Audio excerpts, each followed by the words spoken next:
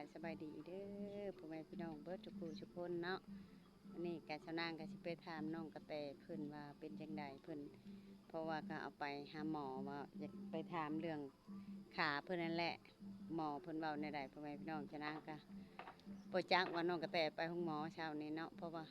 ชาวนางไปเฮ็ดกินให้น้าสาวของน้องใบตองอยู่เฮือนพยาบาลชาวนางห้องบ่ฮู้จำมาได้ยินนางมวยบอกว่าแม่ว่า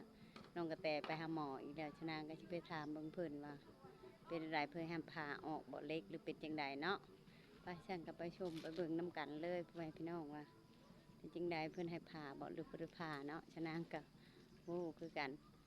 จะไปถามจากปากน้องกระแตเองพ่อแม่พี่น้อง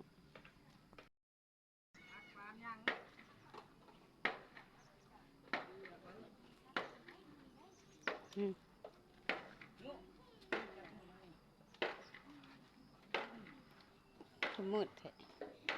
มืดแท้สวัสดีเป็นอะไรเปลี่ยนโทรศัพท์ไหมมือนี่ไปเปลี่ยนโทรศัพท์ใหม่โอ้บุเครื่องเก่านะนี่เปลี่ยนใหม่เลยเครื่องเก่าเปลี่ยนได้เครื่องตัวแปลงบ่เรือนเลยอันนี้ค่ะแมนได้เลยเนาะกลับคืนมาได้แล้วกลับคืนมาได้แล้วโอ้เป็นอะไรจ้ะมันคือว่าแน่แล้วคือว่าได้ยินอันน้องมวยบอกเพราะว่าแม่บ่ฮู้ใช่ว่าไปหาหมอเช้านี่ไปเฮ็ดกินอยู่พุ่นบ่จักช้ำมาแต่ไปเฮ็ดกินแม่ว่าน้องกระแตเพื่อนผู้ใหญ่บ้านเลยน้าสาวน้องใบตองเพิ่นยอเฮือนดิเพิ่นหาแม่ไปเฮ็ดกินแล้วว่าเอาแม่ว่าน้องกระแตค่ะไปหาหมอเอาเป็นหยังว่าคือดีๆอยู่ว่ะแล้วว่าไปกวดขาว่าเป็นจังได๋ช้ำหมอเขาบอกมันจอดแน่แล้ว จอดแน่แล้วจอดแล้วเพิ่นหาออกบ่เล็กยัง6 เดือนว่าอยู่มันยังบ่ทันได้จังเดือนเลยนี่5 เดือนเพราะว่าไปกวดขึ้นนะเพราะว่าก็อยากฮู้กันมันเป็นได้ใดนะบ่ได้เห็นเลยได้ตั้งแต่มื้อนั้นออกมาเนาะแหละขึ้นไปเอามาให้แม่เบิ่งได้มันเริ่มอันนั้นแล้วบัดนี้มันเริ่มแบบว่าเริ่มกำลังสิจอดกันแล้วบัดนี้จอดแล้วกระดูกจอ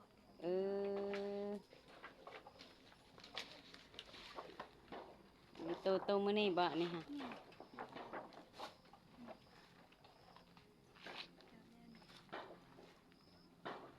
จอดแล้วนี่พ่อแม่พี่น้องนี่น่ะนี่กระดูกวางจับแบบนี้เลยอันนี้ตัวมันบีออกค่ะเดนี่เสื่องไงว่ามันบีออกกระดูกเขามันแตกดีส่วนหนึ่งซ้ำนี่แหละมันก็ดีแล้วป่ะเพื่อเดนี่ตัวมันแตกทางไหนดิให้มีกระเห็นว่าพวกมันเป็นตัวเก่าเลยให้มีมันแตกออกแตกออกเลยเดนี่ส่วนแล้วมันจอดแบบนี้แตกแล้วเขากระตัดนะดีเนาะวันนี้เขามาจอดเขายิงน็อตใส่กันนี่มันกระจอดแน่เลยเด้นี่จอดแน่มันจอดแล้วเผื่อมันงามแล้วมันบริเป็นยังน่ะทำไมพี่น้องมันกระจอดแน่แล้วอันนี้กวดถือว่ากวดมื้อนี้เนาะยังอีกประมาณ6 เดือน6 เดือนหากก็ได้5 เดือนอยู่รายแล้วก็เอาข่าวขึ้นเล่าแล้วนะรายแล้วก็ปีหนึ่งนะปีหนึ่งเขายังว่าอยู่แต่มือผ่าเมื่อนั้นปีหนึ่งแล้วออกได้ได้เขาอยากไปเอาออกนะเวเขาอยากกวดขึ้นเพราะคือแม่นาเพิ่นบอกว่าให้ไปกวดขึ้นเพราะเพิ่นเห็นลูกปวดนะลูกปวดเพิ่นว่าไปเอาออกคือแบบแม่นว่ามันพ่อออกเพิ่นก็เอาออกไปตามหมอเพิ่นยังเข้าออกเพราะมันปวดมันคันมันมีปัญหาเจ้ากินปลาแดกกินอันนั้นมันก็อยากพิษอยู่นะแม่นพิษอยู่ค่ะคอยกินไปหั่นนะกับอีกแบบฝนตกมันก็สิอันนั้นดูแลอันนี้เรื่องฝนตกก็ถามมาแล้วว่าอันนั้นมันเรื่องธรรมชาติเพิ่นน่ะก็บ่ได้เป็นหยังแม่นแต่คำว่าแบบเฮาอยู่ชื่อมันก็บ่ปวดรถไฟพาไปเอาบอสน้ำมันล้าน1อ่ะได้22 ลิตร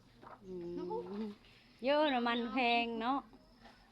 แม่บ่รู้จักชำได้มาแต่เฮ็ดกิน9 โมงกินน้องมวยเว้าไป ต้นใดคือต้นนั้นคือย่างไปย่อเข้าก็ยังเห็นมันย่างอยู่ว่ะก็ไปเมื่อกี้นี่ว่ะโอ้ อีกกับบ่ได้อันนั้นเนาะก็บอกมวยแล้วอะวันที่29ก็เต็งสิได้ไปกวดคืนแล้วบอกเพิ่นน่ะนะ อืม บอกตั้งแต่มื้อเพิ่นมาลิ้นพุ่นแหละ บอกมันฮะบ่เล่าให้แม่พังนะแม่บ่ฮู้ฮักก็ฮู้จักผู้เช่านี่แหละไปวิทย์เลยก็ย่าดอกว่าก็เรียกว่าเป็นวินเป็นหยังหั่นนะ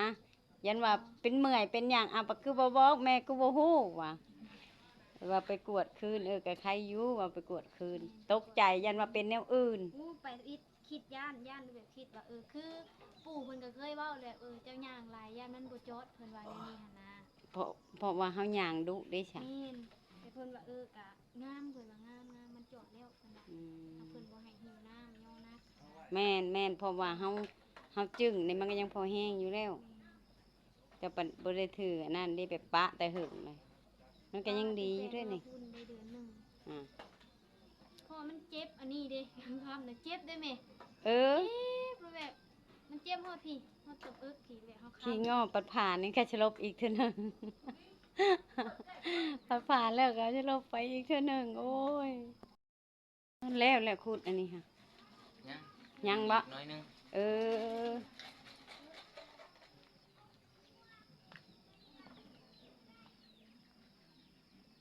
อืมเป็นลายเติบเลย ว้าวว่าพ่อว่า เป็นลายเติบ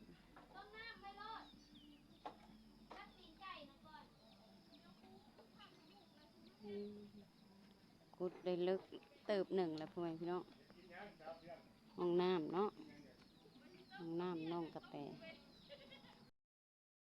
เมื่ออื่นเบิ่งอันนะกับแม่มาแต่หาหน่อไม้เนี่ยจังพากันไปขุดไม้เด้อขุดไม้ปลูกแม่นขุดมาปลูกเพราะว่าเมื่ออื่นเป็นวันประหัสมาปลูกมาให้ดีแม่ก็สิปลูกคือกัน วานปูวันพาดกันเลยเนาะ ได้เมื่ออื่นแหละแม่จะไปหาหน่อไม้ก่อนเลยสิไปอย่างปลูกหวานวันค้านพู้นแหล้วลูกเอ้ย นอนกับวันพาดปูวันพาดเนาะ คันเป็นหวานน่ะมันปลูกบ่ได้วันอื่นมีแต่วันค้านอย่างเดียวปลูกหน่อไม้ปลูกในอยู่แนวกินแหละได้มันดกเพิ่นว่ากับบ่แพงบ่ได้เนาะ แม่นี่ก็เขียนลายเรียบลายเส้นอยู่แบบเฮาเส้นอันนั้นเสือนะเส้นว่าใบกวดนั่นนะ อืมเพราะว่าก่อนสิได้ไปกวดแบบมันปวด แบบเฮาย่างแล้วมันปวดเฮาก็ย่านมันบ่จอดบ่หยัง ยามันบ่ซึ้งนี่เพราะว่ามันก็ซึ้งกว่าเพราะว่าเล็กก็บ่ได้กดเด้ อืม เพราะว่าจังคิดย่านหลายอย่างนะเพราะว่าปู่ก็เว้าว่าย่างดูจังหน่อยเล็กสิขุดเล็กสิฮักอันนี้หั่นน่ะ พูดเนี่ยเอาอยู่ดอกนอดเป็ดโตยำ ยัน จี้อยู่ ยันแต่กระดูกมันบ่จอดกันในชื่อแบบเฮาย่างดุเด้มันเคืองเด้ ก็แบบเฮาอยู่บ้านย่าเพิ่นเนาะหลายคนก็เว้าว่าผู้นั้นก็ย่างดูผันเล็กฮักผู้นั้นก็ย่างดูผันเล็กโคตรนั่นนี่หั่นนะก็เลยคิดย่าน อืมดีแล้วมันบ่เป็นหยังวันนี้ก็สบายใจแล้วเฮาก็ปวดก็สิยาแก้ปวดเอ้ามากินเฮ็ดเล นี่ ยสิ มันปวดบ่แห้งก็บ่ได้กิน ถ้าแบบมันปวดแห้งๆเพื่ออดเอายังอยู่เกี่ยวข้าวแล้ว เกี่ยวกับแล้ว เติบหนึ่งไปเลยหากพยายามก็คือว่าเฮาบ่หิวนักเกินไปมันหนักแห้งมันก็เนาะกระดูกคน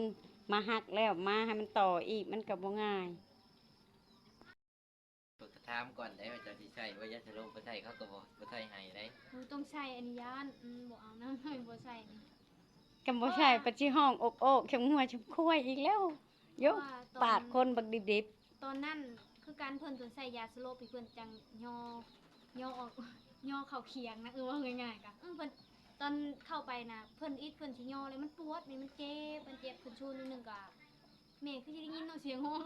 มื้อนั้นน่ะ มี แล้วเพิ่น ได้คิดนะคิดอยู่ เพิ่นก็เลยว่าเอาว่ะใส่ยาสลบก่อนได้จังย่อลงเพิ่นว่า ๆอืม เพิ่นก็เว้านำประมาณ5นาทีนี่แหละแล้วก็รับ อันนี้เพิ่นก็ใช้ให้คือเก่าแล้วจำบ่ใช้จำบ่ได้ดอกเพื่อสิแล้ว เฮามี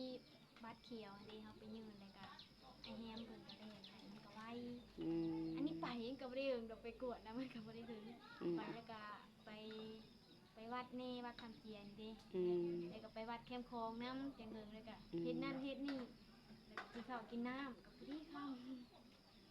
เชียร์เท่าได๋ซะมัน รวมเบิด400,000เพื่อเงินเพิ่นอย่างนี้นะ มันบ่ได้กินนี่ตัวไก่สะนี่คันเฮามีแนวอ้อมและอ้อมเอาแม่ว่าบ่ต้องไปปลูกทุที่ไปปลูกอยู่ในนี่ปลูกผักนะพอได้กินอ้อม หรือว่าคันจะปลูกพุ่นจะต้องได้อ้อมมาทุก ถ้าแยกนะจะซื้อเลยใช่ไหม จังเม็ดเท่าไหร่แหละ ชื่อประมาณเชนหนึ่งนี่ก็ได้เลยนี่อ้อม เพราะ เอา ว่าไม่กระถามไอ้มาแล้วเพราะว่าอยู่หน้าเป็นน้ำมี เพราะว่าทางพุ่นมันมีตะนางได้ทางพุ่นน่ะแอมแต่ทางพี่เป็น นั่นลงมานี่เลย พุ่นแล้วพุ่น โอ้น้องสมองก็ทั้งพี่ก็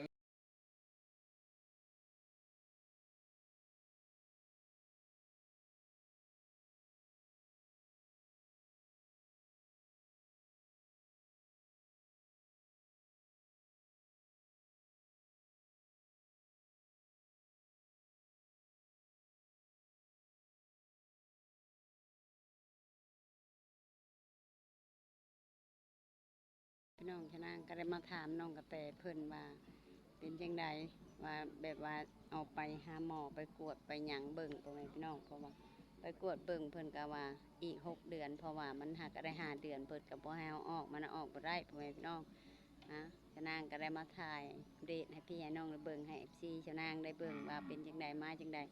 ก็มื้อนี้ก็คือสิบ่ได้เอาคลิปลงพ่อแม่พี่น้องขอโทษขออภัยเด้อเพราะว่า ก็สิเป็นมื้ออื่นคลิปชาวนางเด้อพ่อแม่พี่น้องเพราะว่ามื้อนี้ค่ายังเอาไปให้เบาลาวเราเฮ็ดให้เพราะว่าไปกรอกข้อมูลพี่จังนั่นแหละหลายอย่างเรื่องของ YouTube พ่อแม่พี่น้องแต่มื้อนี้ชาวนางก็คงคลิปราลงเนาะก็เป็นมื้ออื่นพุ่นแหละพ่อแม่พี่น้องเอ้าฉันก็ฝากกดไลค์กดแชร์กดกำลังใจให้ชาวนางเนี่ยเด้อบ่ว่าอยู่ในหรือต่างประเทศเนาะที่เข้ารับชมและติดตามคลิปของชาวนางก็ให้กำลังใจชาวนางแน่พ่อแม่พี่น้อง สำหรับคลิปนี้จะนั่งกับชิจบไว้จำนี้กระทาติดตามอีกคลิปหน้าว่าไปทางใดมาทางใดจะนั่งกะชีถ่ายลงให้พี่น้องได้เบิ่งคือเก้าให้เอฟซีจะนั่งเบิ่งคือเก้าจะเผาเบื่อจะนั่งเด้อพ่อแม่พี่น้องถ้าให้กดเบิ่งกดติดตามแล้วก็บอกความโฆษณาเนี่ยเด้อพ่อแม่พี่น้องเอฟซีจะนั่งเนาะสำหรับคลิปนี้จะนั่งชิลาไปแล้วพ่อแม่พี่น้องค่ะสบายดี